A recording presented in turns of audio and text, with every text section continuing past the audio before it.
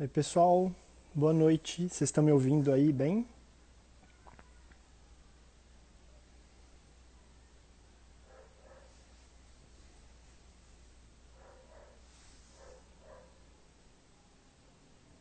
Alô, vocês me ouvem? Sim, sim.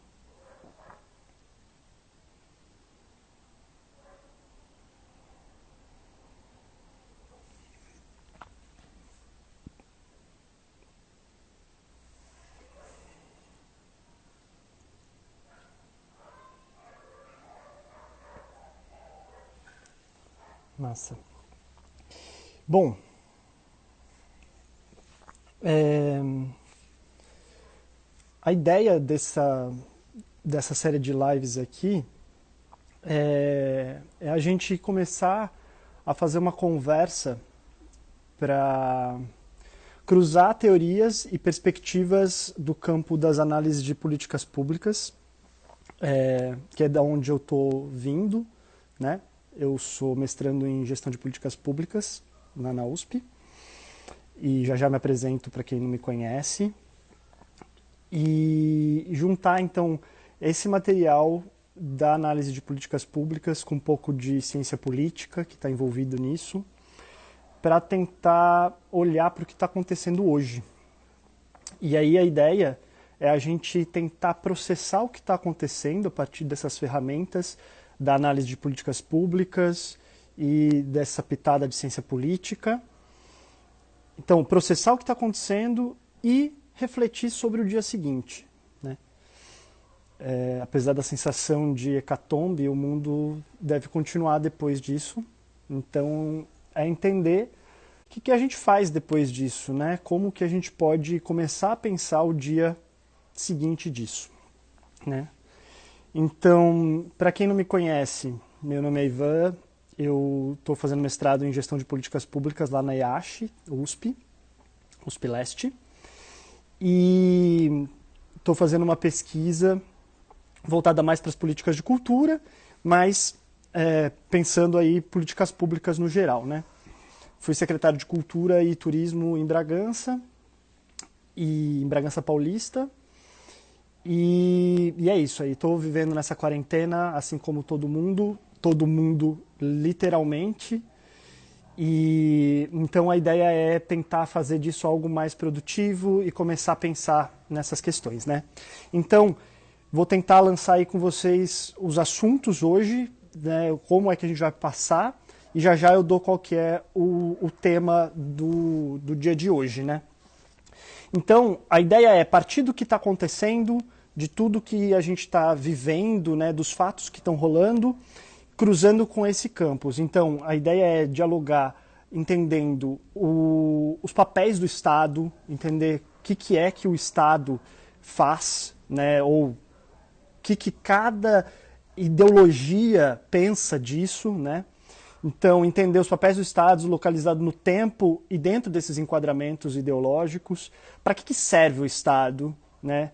A gente tem aí classicamente, o que era o Estado, né? A gente tinha ele como defesa no campo militar, como garantia dos contratos que as pessoas faziam entre si, como manutenção da ordem, ou seja, o Estado sempre foi quem tem o monopólio da força. Eles podem exercer força, o Estado pode exercer força sem precisar da satisfação. E regula a economia, né? Classicamente é quem faz a cunhagem da moeda, né? Quem imprime dinheiro hoje em dia, né? E só que aí a gente foi passando por uma sociedade mais complexa e mais interdependente, né? As pessoas são interdependentes, exercem papéis na sociedade que são complementares. A gente não faz todo mundo cuida de toda a sua subsistência, né? Isso é tudo mais complexo. Então isso, quando complexifica a sociedade, qual é a função do Estado a partir disso, né? E então, a partir disso, são alguns temas que a gente vai discutir, ligados também a partir dessa interdependência, o desenvolvimento das políticas sociais, né, que começam a partir disso, como, por exemplo, as políticas de saúde. que é algo que a gente vai conversar bastante. Além disso, a gente entender capacidades estatais. O que é a capacidade que o Estado tem de ação? Como é que o Estado constrói capacidade de ação? Como ele pode, por exemplo, reagir a isso que a gente está vendo? Esse é um dos temas que eu queria aprofundar hoje, né? Capacidades de ação do Estado. Além disso, governança, entender um pouco como é que o Estado consegue agrupar os interesses e conversar, né? Fazer aí uma governança de vários interesses juntos, né? De pensar a gestão com base em resultados, enfim. E principal, entender que o Estado está sempre lidando com a questão de recursos vindo de algum lugar, ou seja, de onde vêm esses recursos e para onde vão esses recursos do Estado, né? Entender também processos de mudança de política, né? Como é que isso acontece. E aí, por exemplo, entender duas questões dentro disso. Eu estou falando esses assuntos assim como tópicos que vão ser abordados nessas lives, tá? Políticas públicas e processos de mudança. Então, entender, por exemplo, que as políticas elas têm uma inércia. Por exemplo, a gente sabe que o governo que está aqui no Brasil atualmente, ele não é um governo que se interessa, por exemplo, pela existência do SUS. Ele não é um governo que se interessa pelo Bolsa Família, pela universidade pública. Mas mesmo que não interesse, porque ele tem essa mentalidade, essa ideia de um Estado mínimo, por que essas políticas eles não conseguem simplesmente desmontar completamente isso e zerar isso, né? A gente pode dizer que sim, há ações que estão ou desestabilizando ou desmontando isso ou aquilo, mas você não desmonta tudo, né? Embora talvez fosse interessante. Então, por que essas coisas se mantêm, né? Outra coisa que também é interessante da gente pensar é na ideia de janela de oportunidade e fluxos de política. Como uma janela de oportunidade ela pode fazer com que surja uma nova política ou que uma política mude. Então, hoje que a gente está vivendo é uma grande janela de oportunidade, que é por isso que eu queria conversar muito sobre isso, porque a gente vai ter que reconstruir em algum momento, né? Mas chamar atenção, por exemplo, para uma coisa que a gente está discutindo no mundo inteiro hoje, que é a renda básica ou a renda mínima, né? Isso está sendo discutido hoje porque a gente está vivendo uma janela de oportunidade para a gente discutir isso, né? Está sendo urgente falar sobre isso agora, então talvez esses governos que não só aqui no Brasil, mas em muitos lugares, não teriam interesse em fazer esse tipo de ação, talvez se sintam obrigados a fazer isso, né? Tá. E aí, além disso, além de entender esses processos de mudança, entender os impactos do que é que está acontecendo a partir disso, a partir dessa crise do coronavírus, né? Atualizar cenário, impactos econômicos, políticos e sociais disso. E pensar também vida em isolamento, né? A gente entender essa nova sociabilidade que não é nova, essa sociabilidade digital que não é exatamente nova, mas que agora que a gente está em isolamento é a única sociabilidade que a gente consegue exercer.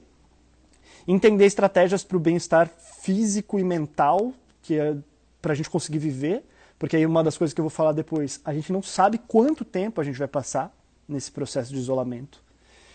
E entender isso como um lugar de novos paradigmas de atuação social, profissional, pessoal, dentro desse paradigma de isolamento, né? Bom, então vamos entrar agora no assunto do dia mesmo. Esse era um prólogo falando do que vai ser desenvolvido ao longo das lives aí. E esse primeiro encontro eu estou chamando de Saindo da Negação. Por quê que eu estou chamando isso? Porque eu estou entendendo, eu entendi pessoalmente assim ao longo dessa semana, que eu não estava conseguindo entender o que é que estava acontecendo. E eu não sei quem mais sentiu ou sente isso hoje. E entender e aceitar que a gente está vivendo um evento histórico sem precedentes, né? E que envolve, portanto, uma infinidade de coisas que a gente não sabe. A gente está acostumado a viver dentro de uma realidade não é controlada, mas mais ou menos a gente tinha a sensação de algo, uma realidade previsível, né, que a gente conseguia planejar as coisas e de repente a gente está aqui num momento único que a gente não sabe como é que isso vai andar, né? E entender, então, portanto, quais são essas muitas coisas que a gente não sabe, né? A gente, pessoas humanas, humanidade como um todo, né? Então, por exemplo, uma das coisas que a gente não sabe, óbvio, né? E me desculpa para quem eu for meio repetitivo, né? Talvez a gente parta de coisas que as pessoas já estão sabendo, mas eu precisava trabalhar com uma ideia de galgar degraus para que todo mundo esteja na mesma página, né? Então entender primeiro, a gente não sabe, esse vírus até pouco tempo atrás era desconhecido, a gente não sabia nada, a gente não sabe de cura, a gente não sabe de imunização, então não tem nada de remédio, nada de vacina, a gente não sabe de onde veio, não de qual continente, mas de qual animal, por exemplo, a gente não sabe da onde veio isso, a gente não sabe quando esse vírus chegou ao Brasil. Qual é o dado que a gente tem? A gente tem o dado de quando registrou-se o primeiro caso oficialmente. Não necessariamente esse foi o primeiro caso que de fato existiu no Brasil. A gente não sabe quando quando esse vírus chegou aqui no país. A gente não sabe o número de infecções. A gente não sabe quantas são as infecções nesse momento. A gente trabalha diariamente aí com uma atualização do Ministério da Saúde, mas que a gente não sabe se esse número, na verdade a gente sabe, esse número não é real. Esse número são os casos confirmados. E aí a gente vai discutir sobre qual é essa metodologia. Como é que esses casos estão sendo analisados, né? Quanto tempo demora para sair um exame, por exemplo? Aqui em Bragança, que é onde eu estou vivendo, tem uma morte que aconteceu há uma semana. E que a gente ainda não teve confirmação se foi um caso de coronavírus ou não. Os exames estão demorando mais de uma semana para saírem o resultado. Isso quer dizer que a gente está trabalhando com um número que não é atual, que não é real. Então, isso é importante da gente ter dimensão. A gente não tem controle sobre o que é que está acontecendo. E a gente não sabe nem quantas infecções existem hoje, como a gente não sabe quantas podem acontecer, a gente não sabe quantas mortes podem acontecer, porque a gente não tem teto disso. Tudo que está acontecendo ao vivo, e a gente está tentando lidar com uma realidade, com uma situação que a gente não tem controle e que, como a gente não tem precedente, a gente sabe muito pouco de como lidar com isso, né? E aí a gente não sabe, portanto, quanto tempo vai durar. A gente não sabe quanto tempo vai durar para a gente conseguir controlar essa epidemia que a gente está enfrentando. E, portanto, a gente também não sabe quanto tempo a gente deve ficar isolado, né? E esse é um processo de aceitação, né? Por isso que eu falei de sair da negação, porque a gente tem que aceitar que a gente está navegando num cenário muito desconhecido e que a gente não sabe mesmo o que é que a gente está enfrentando, não em termos do vírus, né? Isso a gente vai entrar nessa parte do que a gente sabe. O que a gente sabe? A gente sabe quais são os sintomas, a gente sabe quais são os efeitos do vírus no organismo, a gente sabe uma taxa de mortalidade em termos de infecção, né, de contaminação, e a gente sabe as formas de infecção, a gente sabe a velocidade e a facilidade com que esse vírus se propaga, e a gente tem algumas experiências anteriores. Como é que outros países enfrentaram essa emergência? Não resolveram ainda. A gente não tem uma nação que resolveu completamente essa situação dessa epidemia. Então, essas são as coisas que a gente sabe.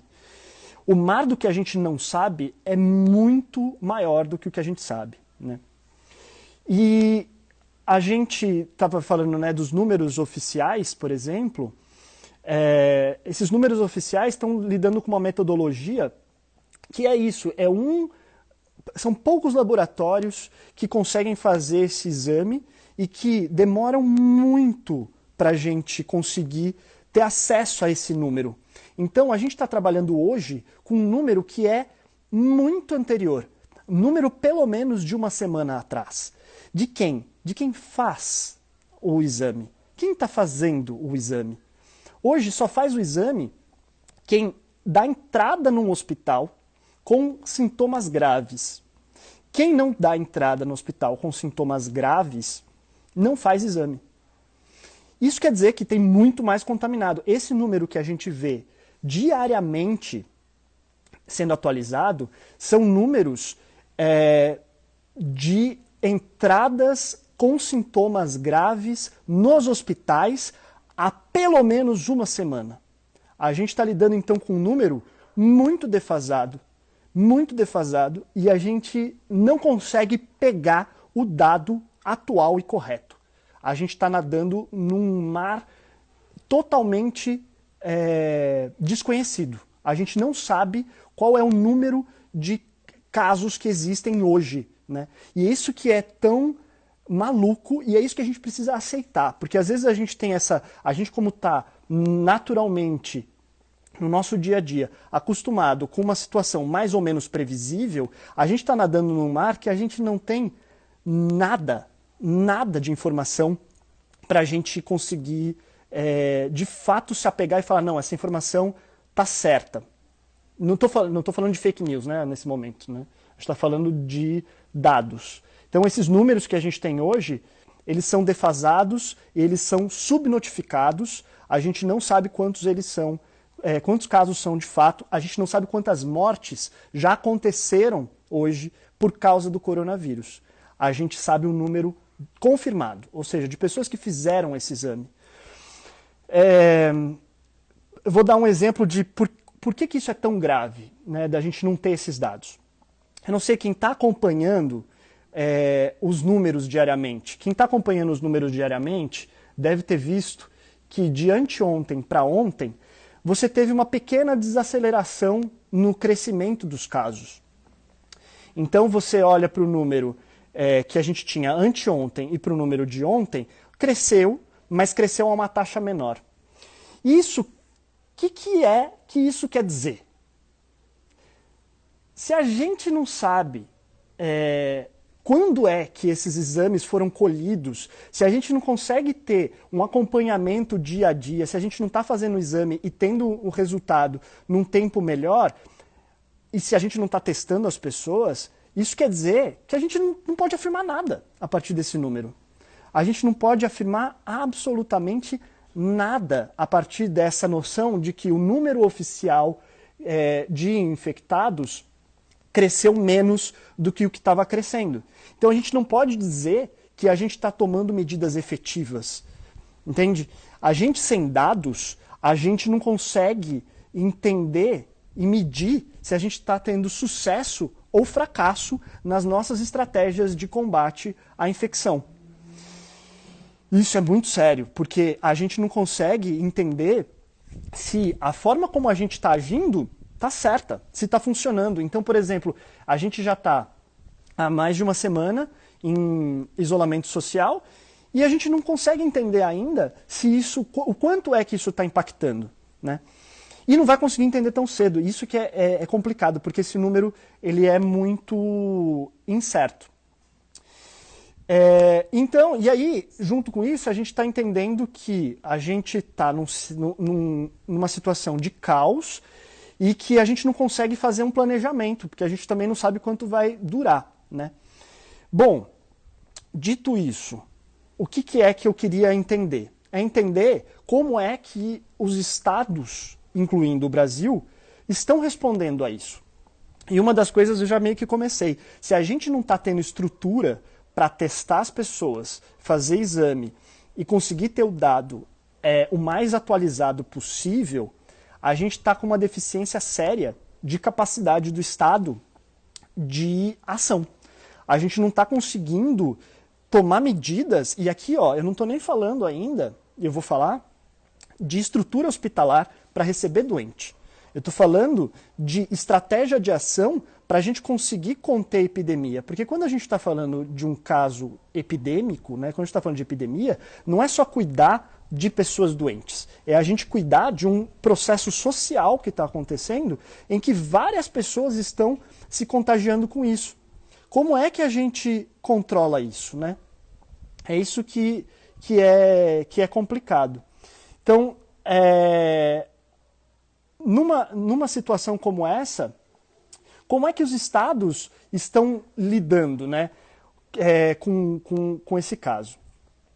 A primeira coisa é entender. Os estados eles vão lidar com isso a partir das suas capacidades de ação e as suas capacidades de estratégia. Isso envolve ciência, isso envolve sistema de inteligência, isso envolve sistema de saúde também, né?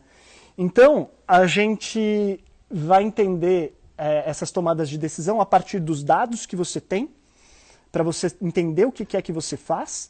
E aí, eu queria lembrar vocês, eu não sei quem está acompanhando, os dados, a maneira como a China enfrentou essa situação, a maneira como a Coreia enfrentou.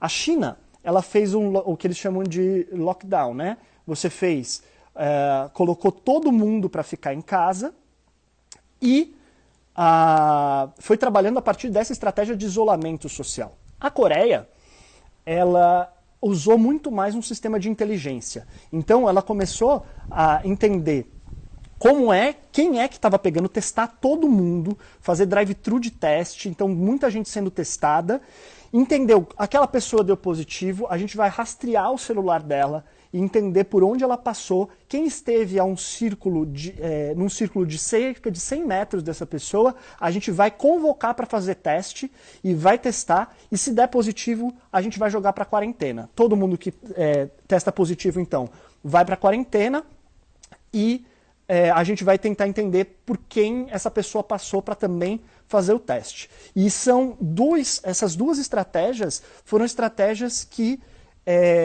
funcionaram, né? Então a gente tem esses dois exemplos como exemplos que funcionaram. E esses dois estados, principalmente aí falando da Coreia, só conseguiu fazer isso porque dispunha de capacidade para fazer isso, né? Então quando a gente chega no momento como que a gente está vivendo, de um profundo desconhecimento, a gente está enfrentando uma situação, né, completamente nova, a gente não conhece o que é que está acontecendo, é essa capacidade estatal anterior, né, que possibilita a gente agir com o que está acontecendo, né? E aí, o caso da Alemanha, por exemplo, ele é um caso que pode ser explicado muito mais pela estrutura hospitalar. Eles estão com bastante caso, mas eles não estão com muitos óbitos. Então eles têm uma estrutura hospitalar que é muito melhor, né? Então esses três casos mostram capacidades de ação que são distintas e que conseguem responder a uma situação como a que a gente está vivendo de formas diferentes, né? E aí, entendendo que não é só a estrutura hospitalar, a gente também tem que entender essas capacidades de estratégia, de levantamento de dados, de inteligência. Se a gente não tem isso, a gente não consegue enfrentar. E aí por isso que eu estou chamando a atenção para esse monte de coisa que a gente não sabe. A gente não está sabendo os dados e, portanto, a gente tem pouca capacidade de ação. O que é que a gente está lidando com o cenário? O que as pessoas têm feito? Construído hospitais de campanha, né, para lidar com o fogo pegando fogo. Lidar com o mundo pegando fogo, com os casos que vão aparecendo, e a gente vai tentar cuidar desses doentes. Em termos de estratégia, aí a gente tem duas coisas. Uma, a estratégia dos governos estaduais, que em geral estão sendo de medidas de incentivar o isolamento social, né, para fazer o enfrentamento da epidemia. E de outro lado, a gente tem isso totalmente desvinculado com o que a gente tem ouvido aí do governo federal, né? Que tem desincentivado o isolamento, que tem chamado as pessoas para a rua, né?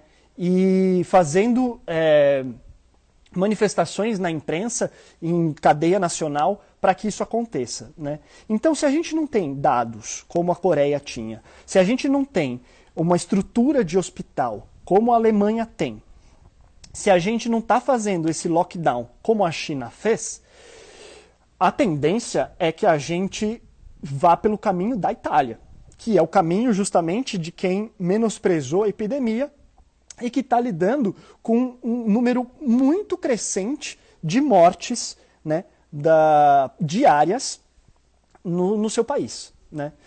Então, eu acho que é isso que é importante a gente entender que caminho que a gente está tomando, né? O que eu queria levantar, né? Porque como eu estou tentando fazer essa ponte entre o que está acontecendo agora e quem a gente quer ser, né, no futuro, é entender, por exemplo, se a gente quer ser a Coreia, né? Que é um estado que tem um processamento de dados muito grande, né, que consegue levantar dados, mas que, por outro lado, está aí fazendo essa leitura dos celulares das pessoas para fazer mapeamento do vírus. Se a gente entende que isso é algo bacana num momento de epidemia, a pergunta é, isso faz sentido também quando a gente não está num contexto como esse? Né? É essa estrutura que a gente quer para o Estado, né? Em outras palavras, né? Bom, então, no Brasil, a gente não tem esses testes, os testes estão demorando para sair o resultado. Conclusão, a gente não tem controle, né, do que está acontecendo, né? E eu acho curioso, e eu queria chamar a atenção para isso, dessa coisa que tem se falado muito, né, sobre o vírus ter sido inventado pela China. Não sei se vocês já devem ter ouvido isso, que o vírus foi inventado pela China para poder comprar ações das bolsas de valores quando as ações baixarem. Você pensa, é um vírus novo. O vírus, gente, independentemente se ele é criado em laboratório ou não, ele é algo muito mutável. Você não consegue controlar o que ele vai ser amanhã, um vírus, né? E aí você vai e inocula na sua própria população um vírus, sem saber o que é que vai acontecer. Imagina se você é uma economia que está dando certo, né, que você está conseguindo aí, ter uma economia superaquecida já há tanto tempo como a da China, você vai lá e inocula um vírus que você não sabe quais vão ser as consequências, né? Você não tem controle disso. Então não tem nem pé nem cabeça a gente pensar que esse vírus foi inventado pela China e aplicado no seu próprio território ali, né? Se eles quisessem causar tudo isso, teria no mínimo ter feito isso fora do país deles, né? E bom, e aí entra nesse caso mais uma coisa dessa teoria, né, de análise de políticas públicas, que é entender federação. Então, essa diferença de ação do governo federal, dos governos estaduais. A gente tem aí, então, alguns embates, né, não só dos governos estaduais, né, mas como os governos municipais. E é curioso, porque governos municipais e governos estaduais são os governos que estão mais próximos das pessoas, né? Eu não sei se vocês conhecem, mas, em geral, no interior você tem proximidade com as pessoas que trabalham numa prefeitura, por exemplo, né? Então você conhece as pessoas que estão ali, você conhece seu território. E são essas esferas que estão tentando fazer uma ação que reconhecidamente, como no caso da China, tem alguma eficácia para resolver as questões, né?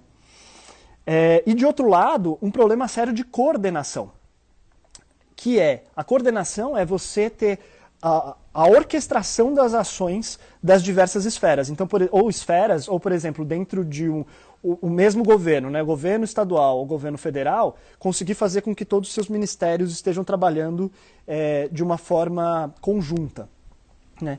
E a gente aqui, pensando federação, de entender que todo mundo, né, governos públicos, o governo federal e o governo estadual e os municipais, estão trabalhando de forma coordenada, né? Não está cada um atacando para um lado. E isso é um problema sério que a gente está vivendo hoje, de uma descoordenação disso. né? Você vê que os governadores estão tentando, entre eles, se juntar para conseguir lidar com as questões, porque você não tem uma coordenação que seria a coordenação do governo federal, que não está tomando essa atitude, né?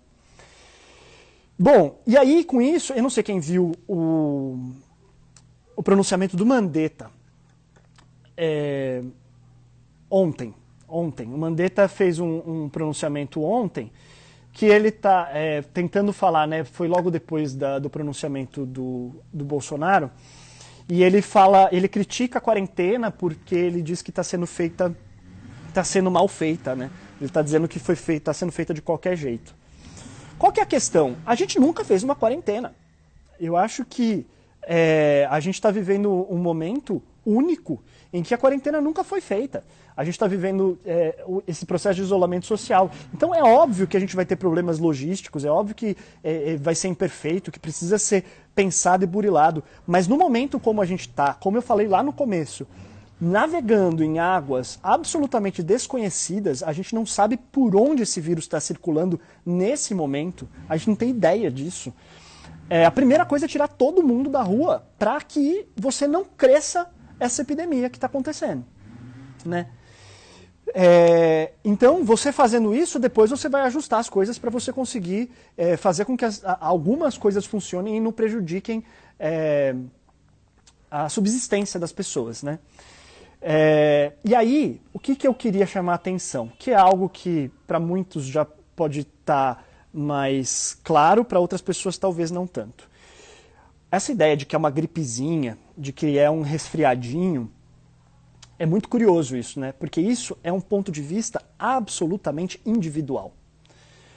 Quando a gente fala disso, a gente está falando de uma parcela da população que não vai sofrer tantos sintomas, ou se sofrer, vai ser provavelmente atenuado. Mas isso não é algo social.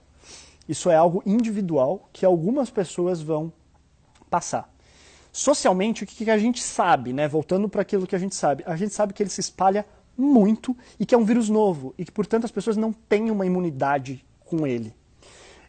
Então, socialmente, se a gente deixa as pessoas soltas, as pessoas vão pegar esse vírus porque ele se espalha rápido, muita gente vai ficar doente, embora seja uma parcela pequena da população que vai ter uma gravidade maior, que vai precisar de hospital, mas num número muito grande de pessoas, mesmo um percentual pequeno, é um número enorme. Principalmente quando você tem uma estrutura hospitalar que não é tão grande, né? Que mesmo no dia a dia ainda tem dificuldades de atuação. Porque, vamos supor, a gente também pode dizer, a gente não vai ter hospital para lidar com um momento como esse todo para sempre. Porque, afinal, muito leito, a gente está construindo aí, em alguns lugares, mais de 2.000 leitos, né? Talvez se esses leitos fossem fixos, fossem leitos ociosos, né? Leitos de mais alta complexidade. Beleza. Só que a gente está justamente, então, tendo que lidar com outras coisas para que esse número não seja tão grande, né? E por isso que a ideia é um problema social de saúde pública. A gente não tem que só lidar com um número de pessoas que não vai desenvolver sintomas graves da doença. A gente tem que lidar com um número grande de pessoas que vai precisar de atendimento hospitalar. E não é só pensando no coronavírus isso, é pensando na dinâmica social de necessidade de equipamentos de saúde. Por quê? E aí a Itália já está vivendo essa realidade. A gente tem uma sobrecarga do sistema de saúde, em que pessoas que têm alguma necessidade de atendimento de emergência batem e voltam, e não conseguem ser atendidas ali naquele contexto, né? Bom, nesse sentido, a gente está vivendo uma realidade muito maluca, porque a gente tem governos, em geral, com uma tendência neoliberal. O que é isso, né? É Estado mínimo. Lembra aquilo lá no começo que eu falei? Qual que é o básico do Estado? É fazer a regulação da economia, fazendo a cunhagem das moedas, né, ou a impressão de dinheiro, fazendo a manutenção dos contratos, garantindo que os contratos vão ser respeitados, mantendo a ordem, né, e a defesa do país. não se tem em mente muito além disso quando a gente fala de Estado mínimo, né? Então os governos que defendem esse tipo de estrutura estão tendo que atuar para fazer outro tipo de ação que não era o que eles estavam preparados para fazer. Então, por exemplo, para que esse governo entrou hoje, hoje não, né? Nesse momento no Brasil? Ele estava entrando pensando numa perspectiva de desenvolvimento de políticas de enxugamento do Estado, de tornar o Estado mínimo. E, de repente, ele está precisando lidar com uma situação em que as capacidades do Estado, que foram construídas historicamente, estão sendo absolutamente necessárias para fazer o enfrentamento disso. Vocês pensem, se a gente estivesse vivendo isso antes do SUS, o que é que o Brasil estaria passando nesse momento se a gente não tivesse a estrutura pública do SUS que a gente tem hoje, né? Que num pensamento neoliberal não existiria. Por quê? E aí agora a gente pode fazer e pensar no sistema de saúde americano, que é um sistema completamente privado. E que, não sei se vocês estão acompanhando, é o país que a OMS já falou que deve virar o próximo epicentro dessa epidemia. Os casos estão crescendo muito nesse país, né? E aí, esses governos, então, neoliberais, esses governos que pensam o Estado mínimo, estão tendo que pensar em políticas emergenciais e sociais que não era o que eles estavam pensando. Como é que a economia funciona, né, em geral? Não sei se vocês já notaram, as oscilações de mercado, elas acontecem quando você perde a previsibilidade. Então, a economia ela quer segurança e algo previsível. Então, quando você tem um governo neoliberal ali, ele está pensando só nessa perspectiva de controle, de manutenção, de previsibilidade, que não é o que a gente está vivendo hoje. Então, está fora da lógica dessas pessoas pensar numa emergência como essa. E aí, o que acontece? E independentemente da maneira como a gente lidar com isso, a gente vai ter, de um lado, a perda de força de trabalho. Então, as pessoas estão falando muito, né? A gente precisa não ir... a gente não pode prejudicar a economia, né? Agora, vocês pensem, um monte de gente ficando doente junto, um monte de gente morrendo. O que é que isso vai significar para a economia de qualquer jeito, né? As pessoas acho que não estão querendo aceitar que a crise econômica vai vir independentemente se as pessoas saírem na rua ou não. É um fato dado. Isso vai acontecer. E de um lado ou de outro, a gente vai ter, então, perda de força de trabalho, de um lado, e perda de mercado consumidor. Porque se as pessoas estão ficando doentes, se as pessoas estão morrendo, as pessoas também vão deixar de consumir. Então, se a gente deixar isso crescer, provavelmente a gente vai ter uma crise muito maior do que a que a gente teria se a gente fizesse a contenção desse vírus agora, fazendo esse isolamento social, parando a economia, né? E com isso, o que eu estou querendo pensar com vocês, e aí eu vou encerrando aqui a fala e aí abrindo para a gente trocar um pouco, tá? Entender que se lá no começo o Estado ele funcionava a partir dessa noção de defesa, né? Ou seja, defesa tanto interna de manutenção da ordem, quanto defesa externa de outro Estado invadindo, a gente tem que entender que um problema de saúde, como esse, ele é um processo de ataque à população, ao país, né? Então a gente tem que entender que uma política pública de saúde, por exemplo, nesse sentido, pode ser entendido também dentro dessa função defesa, né? Porque se a gente não cria a barreira para enfrentar esse tipo de situação quando ela aparece, e aí é isso, o Estado ele começa pensando nesse tipo de adversidade, né? Para proteger as pessoas daquele lugar. Se a gente não cria, né, uma estrutura que dê conta disso, a gente vai estar completamente órfão quando algo acontecer, né? Eu estou dizendo isso porque a gente tem alguma estrutura instalada, o SUS está aí, mas a gente sabe também que o SUS ele é defasado, né? As pessoas xingam muito o SUS na classe média, porque ele é defasado, né? porque falta investimento ainda no SUS, porque ele poderia ser melhor. Poderia, mas ele é algo que a gente tem, que a gente conquistou ao longo desse tempo e que funciona como uma barreira de defesa num caso como esse que a gente está vivendo, né? É a capacidade do Estado de agir quando algo acontece como isso. E aí entender que num processo como a gente está vivendo, que a gente não sabe muitas coisas, a ciência é um caminho muito importante, e essa interlocução entre a ciência e o Estado é um caminho muito importante para a gente entender como agir numa situação como essa, né? Entendendo, por exemplo, esses casos que tiveram um pouco mais de sucesso no controle da epidemia, desenvolvendo e investindo em pesquisa para que a gente possa estar mais municiado quando esse tipo de coisa acontece. Eu não sei quem acompanhou hoje, teve um encontro importante do G20 falando sobre isso que está acontecendo, e essa foi uma das teclas que eles bateram, falando exatamente de que a gente precisa entender que o investimento em pesquisa ele é um investimento na defesa da humanidade, né? De conseguir fazer mais e melhor pelas pessoas. E infelizmente não é o cenário que a gente tem aqui no Brasil, né? De apoio à pesquisa, ao desenvolvimento da ciência, né?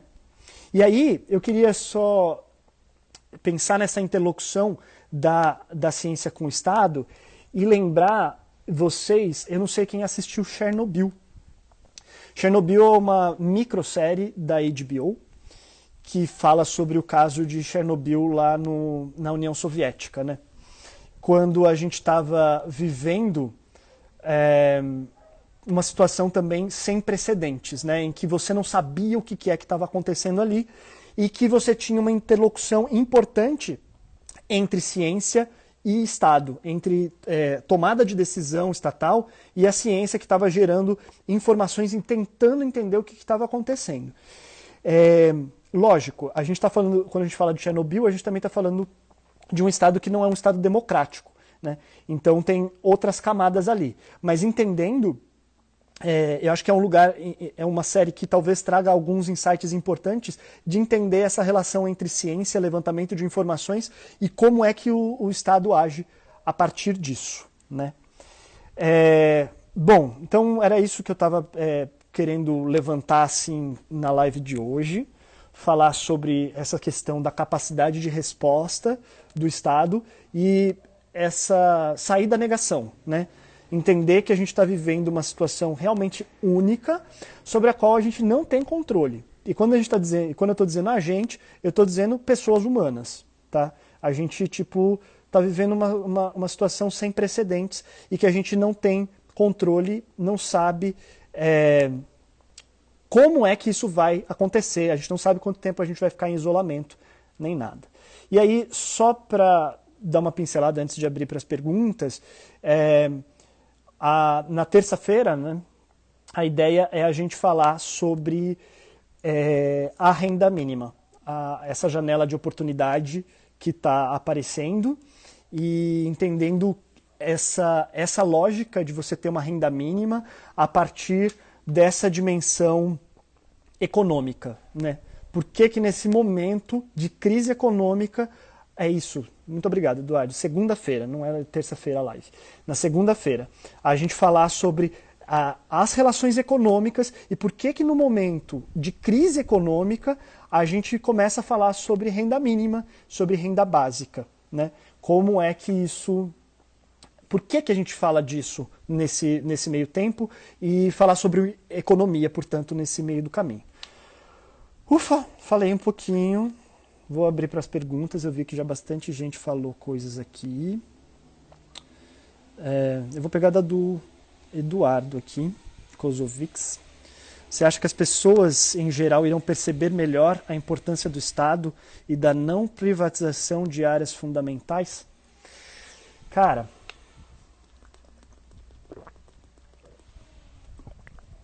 Não sei. Eu acho que essa é uma das motivações de fazer essas lives aqui. Da gente entender que... Porque as pessoas, quando pensam em política social, elas pensam em Bolsa Família, né? Que é injeção de recurso direto para as pessoas. E a gente, pensando, por exemplo, no SUS, a gente está falando de recurso indireto, na forma de serviços para as pessoas. Então,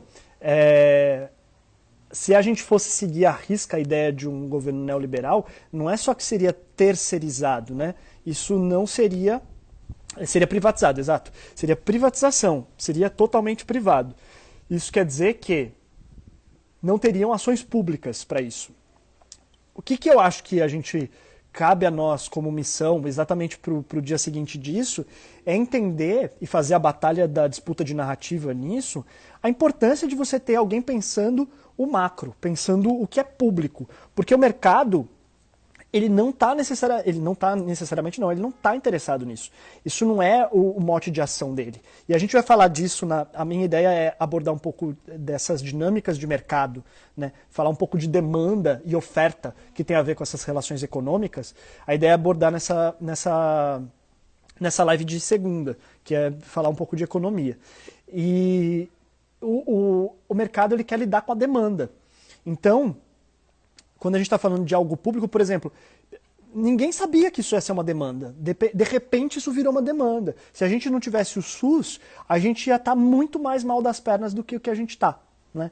Então, eu não sei se se as pessoas vão perceber melhor a importância do Estado e das políticas públicas, né? Ver se tem mais perguntas aqui. Sobe mais, amigo, tem altas perguntas já. Aí, eu vou olhar lá depois, mas quem puder, repete aí, gente, para não precisar subir muito, que já faz muito tempo que eu estou falando. Ivan, se o governo investisse em algum lugar agora, você acha que o caminho seria na inteligência ou na produção do teste ou o quê? Bela, a gente está apagando um incêndio, né? A gente está apagando incêndio, a gente teria que investir no máximo de coisas possível nesse momento. Por exemplo, investir em teste é investir em inteligência. Né? Se a gente investe em teste, a gente aumenta o número de pessoas testadas, a gente qualifica e melhora a informação que a gente tem para poder lidar com isso. É inteligência fazer o investimento em teste. Mas, ao mesmo tempo, a gente também precisa investir para lidar com um incêndio maior, que é cuidar dos doentes. Então, você precisa, por exemplo, investir em insumo hospitalar, né? EPIs, álcool em gel, máscara, leitos hospitalares, respiradores, que é uma das coisas mais importantes e mais caras, né? A gente precisa investir nisso também para lidar com o que está acontecendo. Então, por isso que eu tomo a importância da gente pensar na capacidade de ação, não quando a merda está acontecendo, né? Não quando a gente está um incêndio pegando fogo. A gente precisa pensar a atuação e a existência das políticas públicas já antes das coisas acontecerem, né? Eu acho que isso que é importante a gente ter essa dimensão. Quanto mais preparada a gente tiver, melhor a gente age, né? Beleza, eu vou subir então, né? Porque não tem mais perguntas para cá. Pá. Thales, é necessário fechar as indústrias não essenciais, por exemplo? Qual o sentido de haver funcionamento de uma fábrica que produz equipamentos para carros, etc.? Cara, eu fiquei me perguntando esses dias isso, assim, né? O que é essencial? Em que sentido, né? Porque os contratos estão correndo, por exemplo, assim, a pessoa tem que devolver uma casa para aluguel, ela vai precisar comprar material de pintura para poder pintar uma casa e devolver. E se ela não fizer isso, ela vai ser multada. Isso é essencial? Eu acho que sim, né? Tipo, para essa pessoa ela vai ter que achar isso. Então, esse material precisa acontecer. Eu acho que a discussão do que é ou não essencial, ela é muito delicada nesse momento, né? Então, por exemplo, se ninguém produz equipamentos para carros, se uma ambulância, por exemplo, para de funcionar, como é que você repõe as peças dessa ambulância, né? Então, tipo, a gente está falando, e aí é isso que eu vou entrar na live próxima aí, a gente é um mundo muito interdependente. As coisas dependem umas das outras. Então a gente não consegue nem ter ação de emergência se essas outras coisas não estão acontecendo. Então é muito delicado a gente conseguir entender o que é essencial e o que não é, né? Eu acho que isso é uma questão a se pensar, né? Amigo, você acha que ele vai cair? Olha, ele está fazendo... Eu acho muito louco isso, né? Porque a pessoa tem falado tanto, né, numa conspiração, numa eleição que não foi legítima, que foi fraudada, e ao mesmo tempo ela não tem esse tato político, né? E, portanto, está cavando a própria queda. Eu não sei se ele vai cair, né? A gente não tem essa resposta, mas tudo está indicando que em algum momento sim. Se vai ser antes ou depois dessa epidemia, depende do grau de radicalização e do que acontecer com essa epidemia, né? Eu acho que é isso. Deixa eu ver. Aqui não é uma pergunta. Laísa. Já foi comprovado cientificamente o processo de evolução do vírus até o que temos hoje. Não sei se eu entendi, amiga. Sendo frio e realista, infelizmente muitas pessoas morrerão por conta da ignorância. Sim, a gente não sabe nem quantas são. Isso que é o pior. Aqui em Bragança aumentou muito o fluxo depois da fala do presidente. É claro, você tem uma autoridade, a autoridade máxima do país, falando justamente que não é pra gente parar, que é pra gente seguir agindo normalmente, né? E isso é bem sério, porque a gente não vai sentir, isso é uma coisa de quem está pensando no curto prazo e entende só o que está acontecendo no momento. E perde de vista, por exemplo, aquilo que eu falei lá no começo, que o número de casos oficiais não é o número de casos reais, né? E que ele não consegue entender que a curva de casos que a gente está vendo agora, daqui a pouco vai ser a curva de mortes e de procura de leitos hospitalares, que já está crescendo. Então a pessoa não está conseguindo entender aonde que a gente pode chegar. É isso que é delicado, né? Tem mais perguntas agora desse momento? Deixa eu ver. 20 mortos hoje. Só no dia de hoje, é isso? Eu não tinha visto, não. Com o governo negando a gravidade da situação, o que podemos fazer no contexto diário, Marcelo? Cara, é uma outra coisa que eu tenho pensado também. O que a gente, individualmente, ou coletivamente, né, aí fazendo a interlocução com as outras pessoas, o que é que a gente pode fazer? Eu acho que é o que a Bendita Semente, aqui a Tayla está falando aqui, isolamento, a gente precisa fazer isolamento de um lado, mas sim, a gente também precisa fazer a disputa de informação, a disputa de narrativa. E uma das coisas que eu estou tentando também ajudar nesse processo aqui de fazer essas lives é de disseminar informação, né? Porque eu sou uma pessoa compulsiva com informação. Então, eu tô, nesse momento, assim, super ansioso e procurando informação. E a maioria das pessoas não busca quase nada de informação e as informações chegam. Então, eu acho que são essas duas coisas. É a gente se isolar, por um lado, e de outro, fazer a batalha da informação. Fazer aí a disputa de narrativa, procurando esses argumentos que convençam as pessoas de que, embora talvez ela não desenvolva um resfriado ou uma pneumonia, né, uma coisa mais séria, ela é vetor. No mínimo, ela é vetor. E sendo vetor, ela pode transmitir para de 2 a 3 pessoas num curto espaço de tempo, né? E isso é importante de entender. As pessoas têm uma dimensão muito individual. E essa situação que a gente está vivendo está exigindo a gente pensar coletivamente, pensar socialmente. E se a gente ficar pensando individualmente, é natural que a gente vai ter uma tragédia sem precedentes mesmo, assim. Vamos lá, voltando aqui. Total. Aqui no condomínio onde eu moro, que geral é proletariado ou autônomo, após a coletiva do Inominável já estavam na área externa. Então. O impacto de alguém que influencia, né? E as pessoas votaram pensando numa coisa, mas esquecendo que você está dando autoridade para alguém falar, né, e tomar ações. Os Estados Unidos ultrapassou a China e já são os mais infectados no mundo. 30 mortos no Brasil, 20 mortos no Brasil, 655 mortos na Espanha, 712 mortos na Itália, dados diários, né? E, de novo, esses são os dados oficiais. E acho que isso é importante a gente sempre ter em mente. A gente não está lidando com uma notificação compulsória que a gente sabe quais são os casos que a gente tem. Esses são os dados que a gente tem e eles são imprecisos. E falando do Brasil, muito imprecisos. Então, provavelmente morreram bem mais de 20 pessoas hoje disso do coronavírus. Larissa, acho imprescindível pensarmos na questão de responsabilidade do Estado, na sua existência e tamanho e financiamento da iniciativa privada para a movimentação da economia. Pois, diferentemente de 2008, a crise econômica vem através de uma crise na área da saúde. É, financiamento da iniciativa privada para movimentação da economia. Eu acho que isso ainda a gente está pensando no dia seguinte, né, Larissa? Do que a gente vai viver na retomada, né? Porque a gente, no momento, a gente está apagando um incêndio muito grande, né? Eu acho que a gente tem que pensar nas pessoas físicas, na subsistência das pessoas, como as pessoas podem persistir vivas antes de pensar em uma economia. Porque a economia, eu tenho pensado muito nisso. A economia tem de servir a humanidade e não a humanidade servir a economia. Talvez as bases de economia que a gente tenha hoje, elas, aliás, eu me arrisco a dizer que, sim, não são as ideais para a gente viver de uma forma mais ou menos razoável, né, em termos sociais. Então a gente precisa, num momento como hoje, que a subsistência das pessoas, seja por motivo de saúde, seja de motivo socioeconômico, está ameaçada, a existência delas, a gente precisa pensar, antes de tudo, nessas pessoas físicas que estão sofrendo aí com essa crise, né?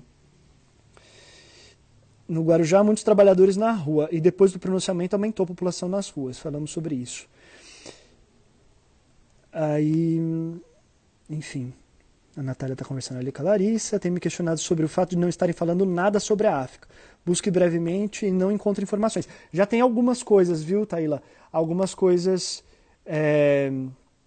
de dados, já tem lugares que estão infectados, mas eu imagino que, como a gente lida com dados oficiais, se aqui no Brasil a gente tem problemas de gerar esses dados oficiais, você imagina na África, que tem uma capacidade estatal muito menor do que a gente tem aqui, né? Então eu imagino que a gente também tem uma dificuldade de falar de lá, porque a gente tem pouco dado do que está acontecendo. Os olhos não estão voltados para lá. Isso tem motivos sociopolíticos, né, que a gente sabe disso, e tem um outro motivo que também cada um está olhando para o que está acontecendo ali. Então não tem gente que está pesquisando a África, né? A gente está tentando entender cada um o seu país, entendendo o que é que a gente faz para melhorar aquilo lá. Mas é um fato, os países desenvolvidos, eles tinham que não só estar quidando de si, como cuidando dos outros. Mas está aí os Estados Unidos mostrando que talvez nem de si as nações desenvolvidas consigam cuidar, né? Quanto mais cuidar dos outros. Rita Miranda, os pontos de culturas mineiros já estão se articulando para que se crie um edital através do Fundo de Cultura. Acho válido. É isso. É o que eu acho que a gente pode entender o momento atual de injeção de recursos nesse tipo de coisa, mas para lidar com a maneira como a gente está vivendo em isolamento, isso fica mais complicado, né, de lidar. Não é terça-feira. Esse assunto eu vou tratar na segunda-feira. A ideia dessa dinâmica econômica, né? Bom, gente, estamos acabando aqui, 1 minuto e meio para a gente encerrar. Eu queria agradecer vocês que participaram aqui, foi massa, a gente teve bastante pergunta, espero que tenha ajudado a entender. Eu vou tentar ver se eu consigo, mas eu acho que sim, deixar disponível essa live não só pelas 24 horas seguintes, mas aí depois para a gente ir reflexão do exatamente o que vem pela frente. Isso, sim. E é isso, então, gente, boa noite, até segunda-feira. Quem achou massa, volte e ajuda a espalhar para a gente poder bater mais papo aí e aprofundar essas conversas. Beijinho, até segunda-feira, boa noite.